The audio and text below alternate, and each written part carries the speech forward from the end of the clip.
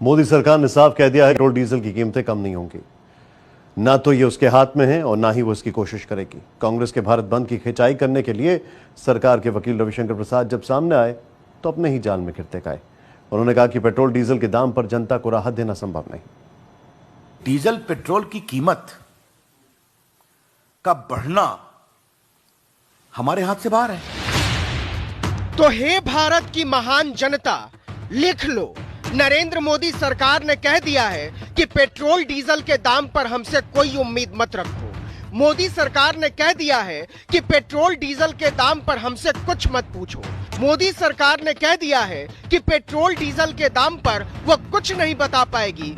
मोदी सरकार ने कह दिया है कि हम केवल टैक्स वसूलेंगे, जमकर वसूलेंगे और आपको चुकाना होगा। डीजल पेट्रोल की कीमत का बढ़ना हमारे हाथ से बाहर है। ऐसी मारक मासूमियत केवल महबूबाओं में हुआ करती है कि आशिक कत्ल हो जाए और वो उम्मीद करती है कि बेचारा मुस्कुराता रहे। रविशंकर प्रसाद ने पता नहीं ये क्यों नहीं कहा कि पेट्रोल डीजल के दाम पर नाकाम हो गई सरकार दरअसल भारत की जनता पर एहसान है कि हमने आपको देश सेवा का मौका दिया है जो पुरानी सरकारों ने कभी नहीं दिया।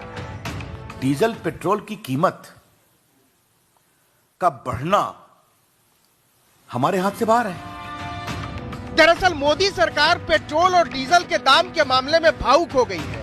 कभी साक्षात प्रधानमंत्री भावुक होते हैं, कभी पेट्रोलियम मंत्री, लेकिन इसका कोई कानूनी अर्थ नहीं था। इसलिए उसने इस भावुकता को कानूनी जामा पहनाने के लिए रविशंकर प्रसाद का वकालतनामा भेजा था।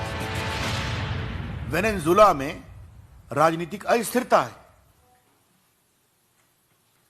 ईरान के ऊपर अमेरिका के सैंक्शन का दबाव और प्रभाव है और जो अमेरिका में शेल गैस बनने वाली थी वो अभी तक प्रोडक्शन में नहीं आई। मतलब मोदी सरकार कह रही है कि भारत में तेल के दाम बढ़ने के लिए वेनेजुएला जिम्मेदार है। मोदी सरकार कह रही है कि भारत में तेल के दाम बढ़ने के लिए ईरान जिम्मेदार है। मोदी सरकार कह रही है कि भारत में तेल के दाम बढ़ने के लिए अमेरिका जिम्मेदार है। मोदी सरकार कह रही है कि सुनो भारतवासियों, तुम्हारी गर्दन तक चढ़ाई हमारी नाकामी के लिए कांगो जिम्मेदार है, इक्वाडोर जिम्मेदार है, अरब जिम्मेदार है, अल्जीरिया जिम्मेदार है, अंगोला जिम्मेदार है। बस हमसे कुछ मत पूछो। वेनेजुएला में राजनीतिक भयंकर अस्थिरता है। आपने देखा होगा कि वहां के राष्ट्रपति के ऊपर हमला करने की कोशिश की गई थी ड्रोन के द्वारा एक परेड में। ईरान के बारे में मैंने बताया, वहां सैंक्शन की समस्या है और शेल गैस का उत्पादन अमेरिका के द्वारा अभी नहीं हो पाया है पूरा।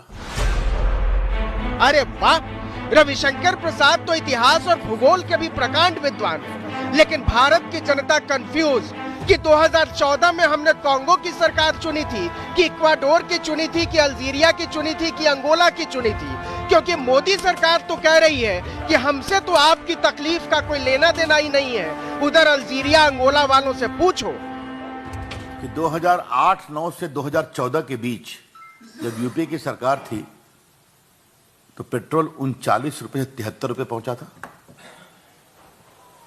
ये सच्चाई है या नहीं है? हमारे समय भी कुछ बढ़ा है, पहले घटा भी था। हमने शुरू में ही कह दिया था कि रविशंकर प्रसाद मासूम व्यक्ति है। बताइए कोई मानता है ऐसे कि 2014 में हमारी बीजेपी के लोग जो सड़क पर उतरे थे पेट्रोल डीजल के बढ़ते दाम के खिलाफ, वो सारा का सारा फर्जी था। मतलब रविशंकर प्रसाद जो गले में कद्दू लटकाए घूम रहे थे उसका देश काल परिस्थितियों से कोई लेना देना ही नहीं था। मोदी मनमोहन सिंह से मजा ले रहे थे, वरना पता तो उनको भी था कि सरकार का कोई रोल नहीं है इसमें। 3 साल का रिपोर्ट कार्ड के कुछ ही घंटों में उन्होंने देश में जिस प्रकार से पेट्रोल के दाम बढ़ा दिए, ये दिल्ली सरकार की शासन चलाने की नाकामयाबी का जीता जागता सबूत है। देश की जनता के अंदर भारी आक्रोश है। चुनाव से पहले की यह चातुरी मोदी सरकार के लिए मुश्किल बन गई है। अब यही सवाल विपक्ष पूछ रहा है कि जैसे जैसे तेल उठ रहा है और रुपया गिर रहा है, प्रधानमंत्री की गरिमा गिर रही है। और मोदी जी कह रहे हैं हमसे कुछ मत पूछो, हमको राज भोगने दो। और सुनो, नारा सनद रहे, बहुत हुआ महंगाई का वार, अब की बार फिर से मोदी सरकार। क्रूड का दाम बढ़ गए, पेट्रोल डीजल का दाम बढ़े तो हम कुछ खर्चा कम कर दें। आज तक